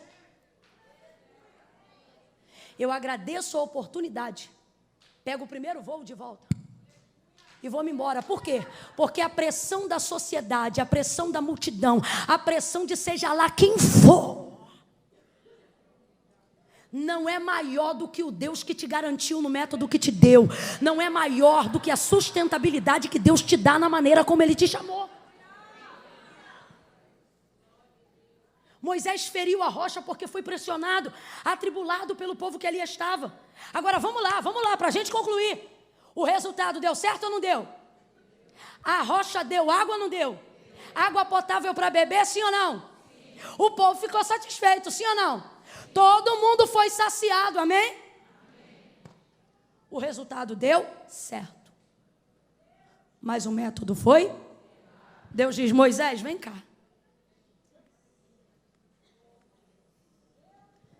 A terra que eu jurei aos teus pais que lhe daria, que é Canaã, tu verás do alto de um monte, e é o máximo que vai te acontecer. Você verá. Porque os teus pés ali tu não pisarás. Tu não entrarás. Essa geração também não vai entrar. A geração de Josué e Caleb, eu conduzirei. Mas essa geração, e você não vai entrar. E Deus diz por quê? Não precisava, mas Deus diz. Você não vai entrar porque você foi rebelde. A minha palavra, eu disse, fala a rocha. E você feriu a rocha. Então entenda a lógica do milagre. Entenda por que tem coisa que está dando certo, mas está sendo feito do jeito errado. O resultado deu certo, sim ou não? Mas o método foi? Agora eu te pergunto, sabendo quem foi Moisés, eu te pergunto, valeu a pena alterar o método para obter o resultado? Deus está dizendo para alguém, lá no mundo eles dizem, os fins justificam os meios, pois aqui Deus está dizendo, eu quero saber como é que está teu meio para eu determinar o teu fim. É o teu meio que vai determinar o que eu vou fazer. Então não tem esse negócio, meu irmão, de mexer no método para alterar resultado. E Deus trouxe a gente hoje aqui para motivar a nossa fé a dar continuidade a métodos que Deus deu, não importa o quão antigos eles sejam. Até que Deus deu uma nova direção, vamos ficar na direção que Deus deu. Não vamos alterar método nenhum, observando o resultado. Porque é nessa de só querer olhar resultado que quem foi chamado para ser pregador se torna um rato. Como assim? É gente que não vem mais porque Deus traz, é gente que vem porque tem que levar oferta para pagar a conta de luz. A motivação mudou. Quando você só observa resultado, cantor deixa de ser cantor, adorador deixa de ser adorador, levita deixa de ser levita, e só fica olhando o resultado. É nessa aí que muitos líderes param de olhar as ovelhas como ovelhas e passam a olhá-las como números. Por quê? Porque visando o resultado, já não ligam para ter diligência no método. De qualquer jeito, faz do jeito que dá. É nessa que muitos adoradores se tornam religiosos dos cultos de domingo à noite. Nunca vem à igreja, não faz nada, mas está na metodologia. Aí ele vem com a motivação errada, mas vem. Oferta com a motivação errada, mas dá. Dizima com a motivação incrédula, mas dá. Porque ele está esperando apenas o resultado. E aí fica tudo pervertido. Você lembra quando Deus disse a Abraão, Abraão, sai da tua casa, da tua parentela, vai para a terra em que eu vou te mostrar. Farei de ti uma grande nação, tornarei a tua família fecunda. Ele afirma, Sara, tua mulher, vai te dar um filho. Só que o tempo passa e o resultado não vem. Aí Sara mexe no método para alterar o resultado. Abraão, deita com Agar, minha serva, e dela nascerá o filho. Sara está pensando que alterando o método vai produzir o resultado. Gênesis 12, Deus promete. Gênesis 17, Deus aparece. Abraão, anda na minha presença e ser perfeito. Deus só apareceu para falar isso. Camila, pode o homem ser perfeito? Não. Totalmente não, só naquele grande dia. O que Deus está dizendo, vou traduzir. Abraão, faz o que a gente combinou. Usa o método que eu te dei, a fé que eu te dei, a perseverança que eu te dei. Irmãos, não tem resultado que faça valer a pena o comprometimento de uma caminhada com Deus. É isto que faz Moisés dizer: se a tua presença não for comigo, não me faça subir daqui. Sabe o que ele está dizendo? Sei que esse método vai gerar um resultado, mas não me tira daqui se for para viver esse resultado fora da tua presença. Lembra quando Deus chamou Abraão e disse para ele: sai da tua terra, da tua parentela e vai para a terra que eu vou te mostrar? Deus está dando a direção, Deus está dando o método. Agora responda para mim, se você conhece o texto, Deus havia dito qual era a terra que daria para Abraão? Não, só falou que tinha uma terra, mas falou qual era a terra? Porque Deus não está chamando Abraão para ver Canaã, Deus está chamando Abraão para andar com ele. É isso que Deus está dizendo para você. Deus está dizendo para você: filho, depois de caminhar um tempo comigo, depois de aprender a me obedecer, depois de sentir a alegria de estar na minha presença, fazendo o que eu mando, na hora que eu mando, do jeito que eu mando, você vai ver que o que te espera não é maior do que o que te acompanha até a chegada. Pedro entra no barco. O método é antigo, mas a motivação é nova. Deus trouxe alguém hoje aqui para dizer: eu não sou leviana, irmãos. Eu tenho cara de moça, mas eu não sou boba. Eu não vou aqui para você botar a cadeira na cabeça e dar um pulo de 3 metros. Dizer que quando você vai chegar em casa hoje vai estar tudo mudado. Eu não vou aqui fazer uso da sacrossanta palavra de Deus para dizer para você que todo mundo que te perturba vai mudar do dia para a noite. Eu não tenho autonomia para dizer o que é que vai mudar, que horas vai mudar e quando vai mudar. Mas eu tenho de Deus autorização pela palavra para dizer que o culto hoje, quando acabar, a verdade nua e crua é que você vai voltar para a mesma casa. E graças a Deus. A verdade é que você vai voltar na segunda-feira a trabalhar com as mesmas pessoas, mesmo que você não esteja feliz com esta empresa. A verdade é que na segunda-feira o seu chefe tem 90% de chances de ainda ser o mesmo.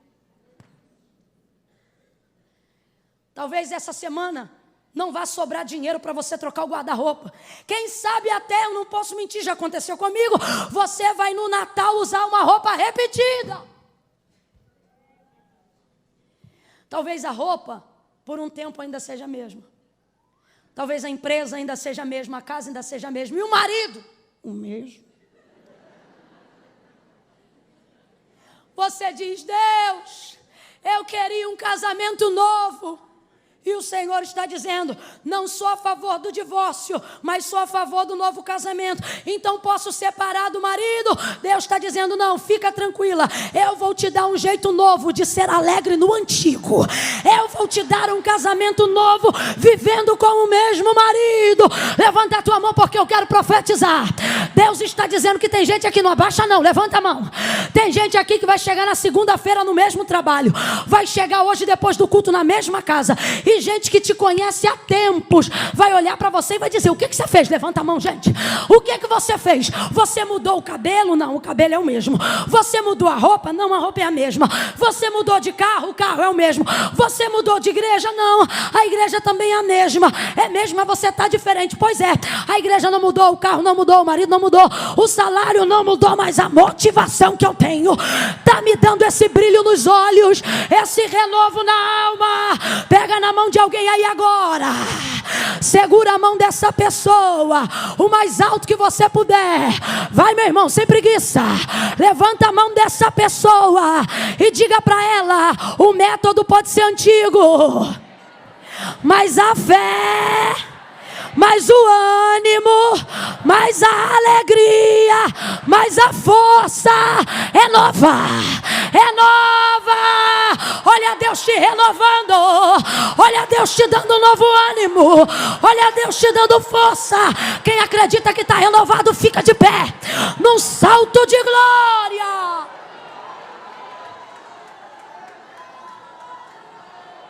Oh glória. Faça como Abraão, seja fortalecido dando glória a Deus. Falei ontem e vou falar hoje. Bota a bolsa na cadeira. Bota a Bíblia na cadeira. Que eu não falei que você pode ir embora. Eu só pedi para você ficar de pé. Que agonia é essa? Não é nem 9 horas ainda. Pô, parando com isso. Parou. Camila, mas ninguém foi. É para já não ir. Não ocupe os corredores agora. Porque tem gente aqui desde ontem. Você não veio só hoje não. Você está aqui desde ontem. E ontem não foi o primeiro domingo que você conheceu essa igreja não. Você já vem aqui alguns domingos. Mas na hora que a gente fala, quem quer vir fazer uma aliança com o Senhor, você se amarra nessa cadeira e diz, eu não preciso, porque Deus está no meu coração. Você não veio ontem, mas tem uma chance de acreditar na palavra e vir hoje. Pedro vai ao mar, porque o método é antigo, mas a motivação é? A motivação é nova. O método é o mesmo. Vai voltar para o mesmo barco, vai lançar a mesma rede. Mas agora ele está debaixo de uma palavra. Que nem você. Está debaixo de uma direção. Vai para o mar. Aí ele pega a rede. E joga a rede. Oh, aleluia.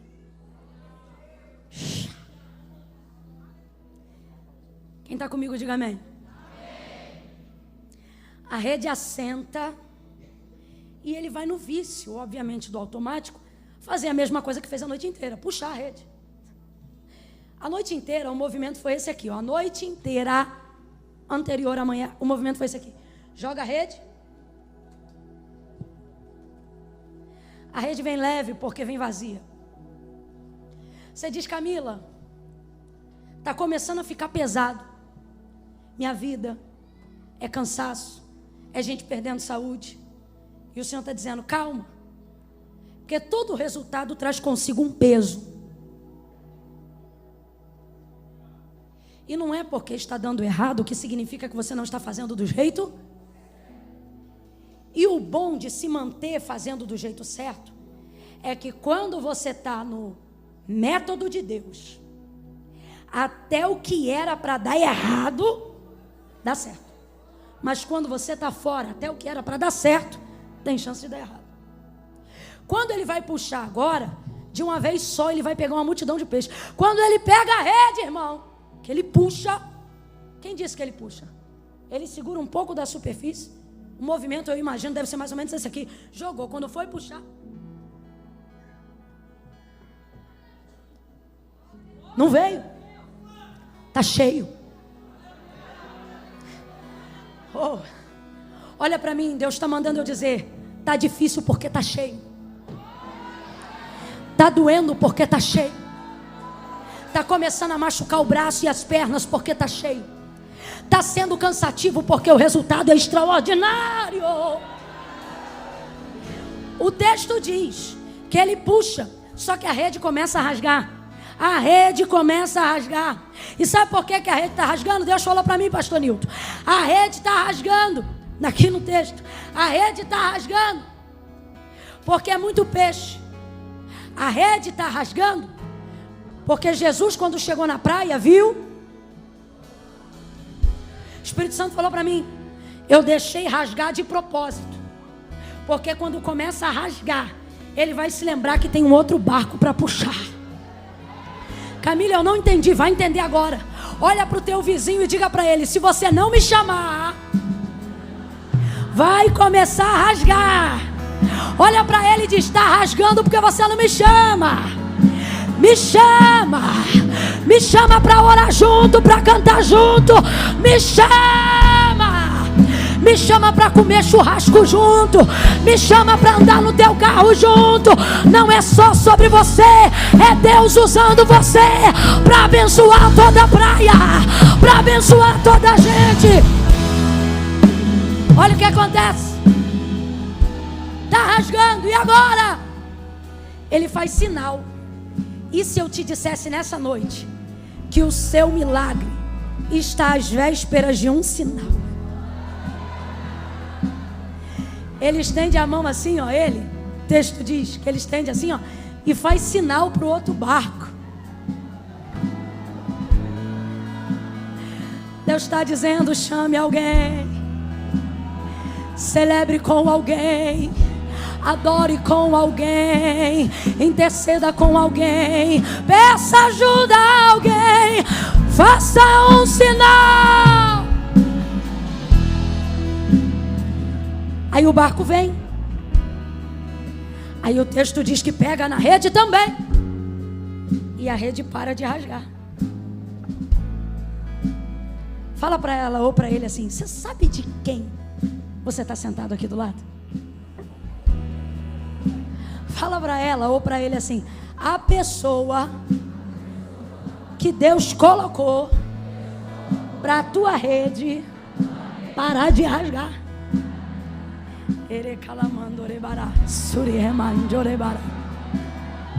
Que isso, Camila? Meu irmão, você pode ter amigos muito bons na Europa, na América, na cidade vizinha, mas quando a rede começa a rasgar, você tem que chamar quem está mais perto. Provérbios diz assim: melhor é um bom vizinho perto do que um parente distante. Porque na hora que você precisa, meu irmão, de um socorro imediato, até o parente chegar já deu ruim. Mas se o vizinho for bom, ele sai de camisola de casa, não é? Te bota dentro do carro, te leva, não é assim? Olha para quem está do teu lado e fala para essa pessoa: eu estou mais perto. Faz um sinal de vitória para essa pessoa.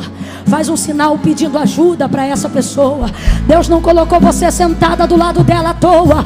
Ela será agente de renovo, agente de ânimo para a sua vida. Fica de pé, não senta não. Quem tem saúde fica de pé. Quem quer ter fica de pé. Seguram então a rede e começam a puxar. Quando eles puxam, quem começa a virar é o barco. Segura o fundo só um pouquinho. Mas eu já gostei desse fundo, que eu já entendi qual é a música, tem tudo a ver. Vocês são fera demais. Ó, eu pedi para eles segurarem, porque isso aqui é muito sério.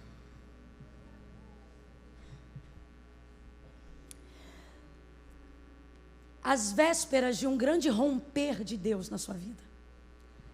Quando Deus quer mudar seu patamar espiritual. Quando Deus quer te prosperar financeiramente. Quando Deus quer que você rompa em alguma área da vida. Quando Deus te tira do meio dos comuns e te torna alguém que é alvo de algo extraordinário. Escute isso. O mais difícil não será voltar a honrar. Tudo isso é difícil, mas o mais difícil não será você ser perseverante no que Deus mandou. Não será você vir à igreja aos domingos. Não será você continuar casado com a mesma mulher ou casada com o mesmo homem. Não será difícil continuar orando, porque você já ora há tanto tempo, que é o que você faz. O mais difícil é quando Deus diz: é agora, que é quando você vai receber. A gente pensa que o mais difícil é buscar. Irmãos, ouça isso. Buscar não é fácil, mas o mais difícil é estar pronto para receber. Tem gente suspeitando do cenário do milagre. Sabe por quê?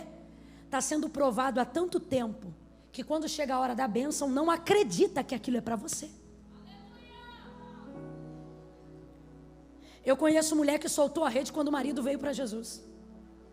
Porque não acreditou na conversão do cara que ela orou a vida toda. Eu conheço gente que saiu da empresa quando ela cresceu muito. porque ele não acreditava que poderia gerir 250 funcionários. Então, para não falir, dividiu, pegou a parte e saiu. Eu conheço gente que quando estava no ápice para fazer história, soltou a rede. Porque achou que aquilo que Deus te deu, aquilo que Deus mandou você fazer, ia te sucumbir. Você quer ver?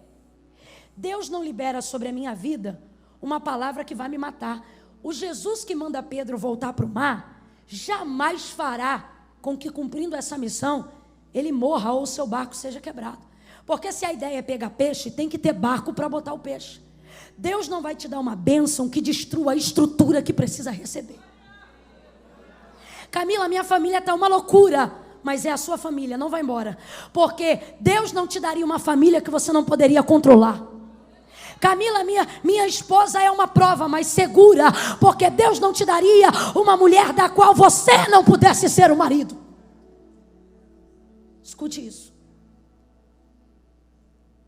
Eu queria viver a vida que eu vivo hoje, mas eu não sabia que entrava água no barco. Eu não sabia que para viver a vida que eu vivo hoje, teria dias que eu ficaria doente. Eu não sabia que para viver a vida que eu vivo hoje, gente que eu nunca vi na minha vida ia falar tão mal de mim assim. Eu não sabia que pessoas seriam retalhadas ao meu redor por consequência do que Deus está fazendo. Eu não sabia que eu perderia pessoas que eu acho que são amigas, não porque elas não choraram comigo, mas porque não tinham graça para sorrir comigo. Sabe o que é isso? É água entrando no barco por segurar a rede.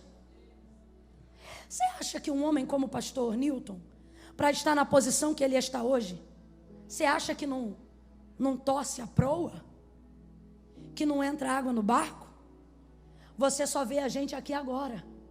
Deus sabe quem a gente é quando o culto acaba. Você acha que para ser crente como você é hoje, em pleno domingo à noite, levando a vida que você leva, porque está bem vestido, porque está bem vestida, ô filho, guarda-roupa veste qualquer um. Só que tem gente aqui que Deus falou comigo, isso é muito sério, que está querendo soltar a rede porque está vendo água entrar no barco, porque está vendo o barco instalando, e a estrutura, sabe qual é a impressão? É melhor soltar a rede, porque senão o barco vai naufragar, e é agora que você tem que mostrar que a fé que você tem é verdadeira, e que a direção que Deus te deu não foi mudada. Porque nessa hora você terá tentado e tentada a dizer: solte a rede, desista do seu sonho, abandone essa empresa, de você, desse marido. Por quê? Porque está castigando muito segurar. É nessa hora que a vida te tenta e diz: não tenta esse concurso de novo não, você fez direito, mas não faz prova da OAB de novo não, larga isso. Depois de tanto tempo se dedicando ao louvor, às vésperas de gravar um álbum, você tem vontade de soltar e dizer: vai ver, Deus não me chamou para isso. Então Deus brincou com você 10 anos? Claro que não. Deus está dizendo: filho, filha, é agora que você tem que confiar em mim. Deus me trouxe aqui para falar a verdade para você. E a verdade é essa: vai entrar um pouco de água. A verdade é que tem dias que a sua saúde vai ficar debilitada em razão disso. A verdade é que você vai ver a madeira estalando, ameaçando quebrar, ameaçando afundar, mas você tem que continuar acreditando que quem te mandou lançar a rede entrou no teu barco, viu tua estrutura, pregou dali de dentro e não ia te mandar para um lugar para naufragar. Quem acredita, levanta a mão. Tua maternidade não vai naufragar. Tua paternidade não vai naufragar. O ministério que Deus tem contigo não termina naufragado. Oh, Deus está apenas estendendo os seus limites. Porque você nunca chegou num ponto da vida em que ia receber tanto. Quando ele pega, quando o outro barco puxa junto, coloca os peixes dentro do barco e o barco para de entrar água. Camila, foi quase, diga comigo, quase Diga quase. Deus está dizendo a alguém: se você aguentar esse quase. Irmãs, olhem para mim. Se vocês aguentarem esse quase. Tem mulher de Deus que está aqui dizendo: Camila, eu acho que eu vou morrer. O Senhor está dizendo: não, é só um quase. Se você aguentar esse quase, meu filho. Camila, minha empresa foi Deus que me deu, mas eu acho que vai quebrar. Deus está dizendo: não, eu vou botar um quase. E você diz: o que é quase? Quase é Deus interrompendo um fim. Quase é Deus dizendo: o final desse ano não termina com tragédia. O final desse ano termina com você sentado ao redor da mesa, comendo, vivendo. O resultado da direção que Deus te deu e da fidelidade que você teve para obedecer incondicionalmente a direção que Deus te deu. Vou contar de 1 a 3. No 3, desce da galeria, vem da nave, e se tiver gente no templo, sobe. Tudo hoje aqui vai culminar para o centro. Quem está em cima desce, quem está embaixo sobe, quem está no meio vem. Quando eu disser 3, Camila, sou de uma igreja aqui perto, essa palavra foi para mim. Posso ir aí na frente receber uma oração? Não. Ai, Camila, mas é que eu estou meio fraco. Está fraco, mas é crente. Ai, Camila, mas eu cheguei aqui meio bangueado. Chegou meio baqueado, mas agora está renovado. Segura a tua marimba aí onde você está. Porque Jesus te trouxe hoje aqui para te dar 2 tapas, te levantar pelo ombro e dizer: não solta essa rede. Mas está doendo, não solta. Mas parece que eu vou morrer. Só parece. Bota um salto, uma cinta, um sorriso no rosto e vem para a conferência. Quando eu disser 3, e hoje de verdade não tem apelo, é convite. É 1, 2, 3. E eu não vou falar 2 vezes igual ontem, vou falar só 1. Quando eu disser 3, vai sair do lugar e vai vir ao altar. Gente aqui que já foi crente. Gente aqui que se diz desviado. Gente aqui ou que já pecou, ou até que esteja em pecado. Gente aqui que nem está em pecado, só está afastado, distraído. E o Senhor está mandando eu dizer para você: não vou tratar com você como quem bebe leitinho. Você conhece o peso de uma rede cheia. Você conhece as ondas de um mar revolto. Só que por algum motivo você soltou, saiu da vontade de Deus. Ou porque machucou, ou porque doeu, ou porque cansou. Não importa o que te fez largar a rede. Hoje Deus te trouxe aqui para dizer: ei, puxa essa rede. Volta para a direção. Ai, Camila, é a minha vida que eu tenho que consertar. Tu vai consertar hoje aqui no altar. E aí Deus vai entrar onde você não pode consertar. Quem estiver afastado dos caminhos do Senhor. Quem veio à igreja hoje, ama ao Senhor, mas nunca fez uma aliança com Deus. Quem estava aqui ontem e não veio na hora do convite, e hoje Deus te trouxe de novo para dizer: quero te salvar. Vai sair do lugar e vai vir ao altar de Deus. Camila, não precisa ir aí não. Todos são filhos de Deus. Não. A Bíblia diz que só recebe o direito de ser chamado de filho quem confessa a Jesus Cristo. Deus quer resgatar a paternidade dele na vida de algumas pessoas hoje aqui. Mas tem que haver confissão. Camila, tem que ir aí? Tem que. É noite de concerto. Ele não vai te julgar, mas Ele vai te dar uma oportunidade. Ele vai te ajudar. Faz um sinal para Ele ao vir aqui na frente, porque eu tenho certeza que Ele vai usar alguém para te ajudar a puxar a rede. Eu conto 1. Eu queria que a igreja levantasse a mão direita para o céu. Se está vindo para Cristo, pode vir, filha. E começasse a orar agora. Coral, começa a orar agora. Começa a orar agora. Começa a orar agora. Jesus, todo mundo que soltou a rede, Senhor, traz hoje. Começa a orar sobre a palavra. Pede o Senhor para trazer.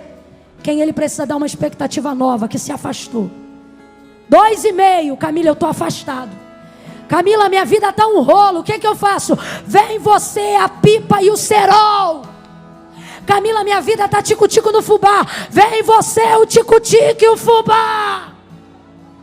Mas não solta a rede. Quem está afastado vai voltar hoje. Quem veio ontem não precisa vir hoje aqui na frente, está salvo. Agora quem está hoje aqui sabe, Camila, sou eu. Deus me deu um método, mas eu não aguentei. Eu sei qual é o caminho, mas eu fugi dele. 2,5. Galerinha, me ajuda orando agora, porque eu quero que desça a gente dessas escadas e venha para o altar. Vamos embora, orando. 2,45. Fecha o olho e começa a orar, igreja. Camila, mas eu tenho vergonha. Vem com vergonha. A vergonha é passageira, a salvação é eterna. Venha viver a alegria de ter teu nome no livro da vida. 3. Se é você, descola o pé do chão aí agora e vem para o altar que eu quero orar por você. Salvação vai chegar à tua casa hoje. Vem. Camila, estou com saudade. Camila, quero fazer um concerto com Deus. É você que eu estou chamando. Pode adorar, pode adorar.